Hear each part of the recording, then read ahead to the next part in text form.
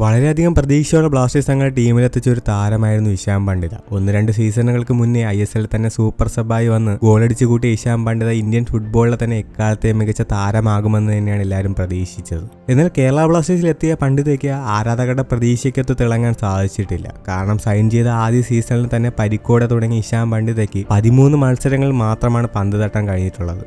അതിലൊരു മത്സരം ആദ്യ 11 സ്ഥാനം ലഭിച്ചെങ്കിലും ബാക്കി 12 മത്സരത്തിലും പകരക്കാരന്റെ വേഷത്തിൽ വരാനായിരുന്നു ഇഷാന്റെ വിധി.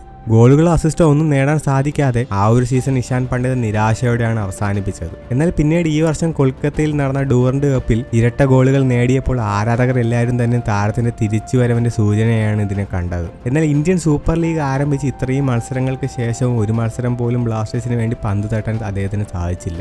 ആകെ ഈ സീസണിൽ ലഭിച്ചത് ഡൂറന്റ് കപ്പിൽ പന്ത് തട്ടിയ 26 മിനിറ്റ് മാത്രമാണ്. ഡൂറന്റ് കപ്പിന് ശേഷം പരിക്കിന്റെ പിടിയിലായ ഇഷാൻ പണ്ഡിത ഇപ്പോഴും ഫിറ്റ്നസ് വീണ്ടെടുക്കുന്നതിന്റെ ഭാഗമായി ഇൻഡിവിജ്വൽ ട്രെയിനിങ് ടീമിനോടൊപ്പം ആരംഭിച്ചിട്ടുണ്ട്. അത് മാത്രമാണ് ബ്ലാസ്റ്റേഴ്സിന് ആശ്വാസം നൽകുന്ന ഒരു അപ്ഡേറ്റ്. പക്ഷെ തിരിച്ചു വന്നാൽ അവസരത്തിന് വേണ്ടി താരം കാത്തിരിക്കേണ്ടി വരും. കാരണം നിലവിൽ ടീമിലെ സ്ട്രൈക്കർമാരായ കോമി പെപ്പറയും ഇസൂസ് ജീമനസും വളരെ മികച്ച ഫോമിലാണുള്ളത്. അതുകൊണ്ട് തന്നെ അവരെ മറികടന്ന് ഇഷാൻ പണ്ഡിതയ്ക്ക് എങ്ങനെ ടീമിൽ ഒരു സ്ഥാനം ലഭിക്കുമെന്നുള്ളത് മറ്റൊരു സംശയമായ ആരാധകർക്കിടയിലുണ്ട്. സോ അപ്പോൾ വീഡിയോ അവസാനിക്കുന്ന അടുത്തൊരു അപ്ഡേറ്റ് ആയിരുന്നിരിക്കും. ബൈ.